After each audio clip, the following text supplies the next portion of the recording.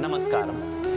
तो आज की इस वीडियो के माध्यम से हम जानेंगे कि किस तरह से अपने नाभि को स्वस्थ किया जा सकता है। जिस तरह से हम अगर अपने वेद और उपनिषदों को पढ़ें तो उपनिषदों में जब हम योग चूड़ामणि उपनिषद को पढ़ते हैं तो उसमें नाभि केंद्र पर बहुत अच्छा वर्णन दिया गया है।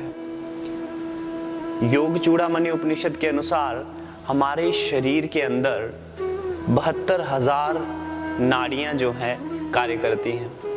उसमें जो है 72 नाड़ियां जो हैं बहुत आवश्यक है, महत्वपूर्ण है। उनमें भी जो सबसे महत्वपूर्ण हैं वो 10 नाड़ियां हैं। उन्हीं 10 नाड़ियों की सहायता से हमारे शरीर का संचालन होता है। हमारा जो नाभि स्थल है, जिसे हम नेवल पॉइंट कहते हैं, वह एक पक्षी के अंडे के आकार जैसा हमारे शरीर के भीतर बना हुआ है और वहीं से, इसी पॉइंट से जो है हमारे पूरे शरीर का संचालन होता है। तो ये हमारे शरीर का केंद्र है।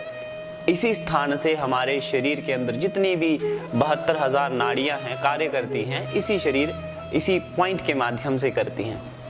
जब हम अपने माता के गर्भ में थे तब हमारा जो सोर्स ऑफ फूड रहता था और हमारा जो जैसे अभी हम मुंह से खाते हैं तो उस समय हम नाभि से अपने भोजन को ग्रहण करते थे।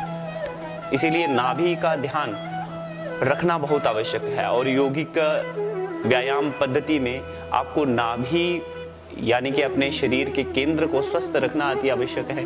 अगर आपका नाभि का केंद्र यानी कि आपकी नाभि डिस्प्लेस हो जाए या अपने स्थान से हट जाए तो वह असंख्य बीमारियों का कारण बन सकती है। आए दिन हम देखते हैं कि अभी आधुनिक समाज में देखें तो आजकल हमें सबसे ज़्यादा अपच की शिकायत रहती है, यानी कि हमें खाया हुआ जल्दी पचता नहीं। तो इसका कारण भी नाभि का टल जाना हो सकता है। जैसे कुछ लोगों को गैस्ट्रिक प्रॉब्लम रहती है, इसका कारण भी नाभि का जो है डिस्प्लेस होना हो सकता है। कब्ज, एसिडिटी, इस तरह की असंख्य बीमारियां, या हमें मासिक धर्म की अगर कोई समस्या आती है तो उसमें भी नाभि का टलना हो सकता है। सो नाभि को किस तरह से मजबूत रखें आसनों के माध्यम से। अक्सर देखा जाता है कि जब किसी व्यक्ति की जो है नेवल डिस्प्लेस हो जाए तो वो किसी दूसरे व्यक्ति का सहारा लेता है और उसके पास ठीक करवाने के लिए अक्सर लोग जाया करते हैं। लेकिन आप स्वयं भी आसनों के माध्यम से जो है अपनी नाभि को स्वस्थ रख सकते हैं। पूज्य महाराज जी, स्वामी हरिभक्त चैतन्य जी महाराज जी द्वारा नाभि को किस तरह से स्वस्थ रखें इसके लिए 4 से 5 आसनों का वर्णन किया गया है। आज उन्हीं आसनों का मैं अभ्यास करूंगा और कोशिश करूंगा कि आप देख करके उन आसनों का अभ्यास खुद ब खुद करें। अगर आपको लगता है कि आप में भी इस तरह की समस्या कोई है, जैसे गैस्ट्रिक प्रॉब्लम है, कब्ज है या अपच की समस्या है, या आप अपने इम्यून सिस्टम को बूस्ट करना चाहते हैं, तो इन आसनों का रोज अभ्यास करें। 1 हफ्ते अगर आप अभ्यास करते हैं तो आपकी नाभि अगर किसी भी स्थान में टली हुई है तो ठीक हो जाएगी। बाकी नाभि से संबंधित सारी जानकारी मैं इस वीडियो में आपकी स्क्रीन पर भी शो हो जाएगी और साथ साथ में आपको बताते जाऊंगा। तो हमें कौन कौन से आसनों का अभ्यास करना है, चलिए जानते हैं। तो जो पहला अभ्यास हमें करना है वो है नौकासन।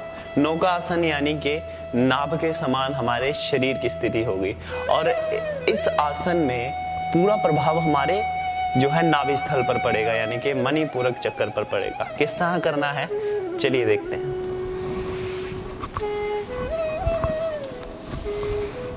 अब सीधे लेट जाए, अपने हाथों को शरीर के अगल बगल रख लें और यहाँ अपनी श्वास को सामान्य कर लें। यहीं से धीरे से श्वास को भरते हुए पाँव को ऊपर उठाना है, हाथों को और अपने सिर को भी ऊपर उठाना है और तीनों अंगों को एक ही स्थिति में रखना है। किस तरह से? श्वास भरते हुए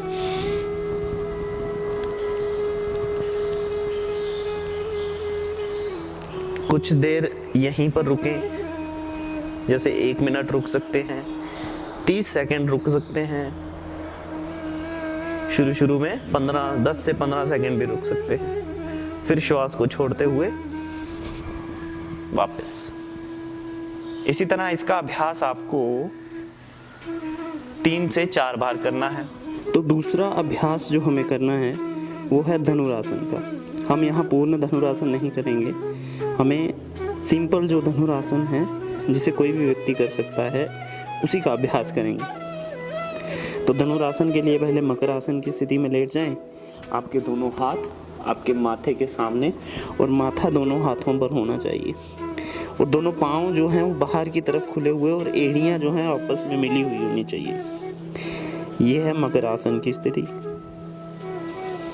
तो 10 से 15 सेकंड मकर आसन में रुकें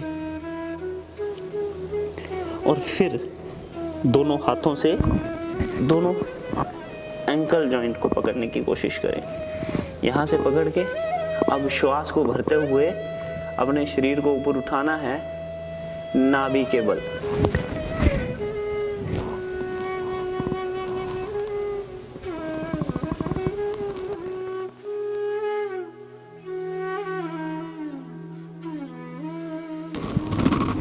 नीचे मकर आसन की स्थिति में।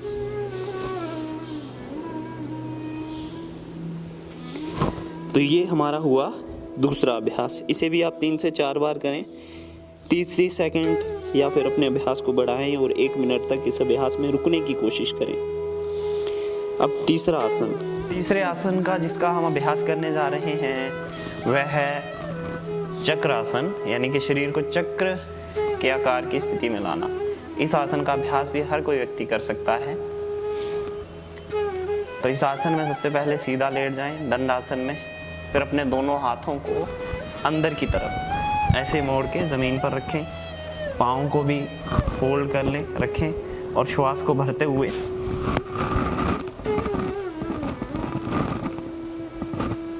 ऊपर और अपने नाभि स्थल को और पेट को बाहर निकालने की कोशिश करें।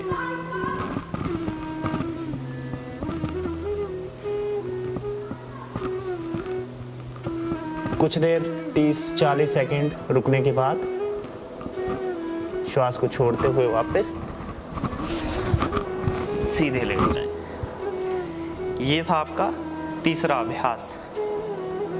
और अंतिम अभ्यास है मत्स्य आसन। मत्स्य आसन यानी कि मछली के आकार के अपने शरीर की आकृति को बनाना। तो इसमें सबसे पहले आप सीधा लेट जाएं और फिर आपको जो है पद्मासन लेटे लेटे लगाना है। ऐसे जो पद्मासन लगा सकते हैं वो लगाएं और अपने दोनों पाँव के अंगूठों को दोनों हाथों से पकड़ना है।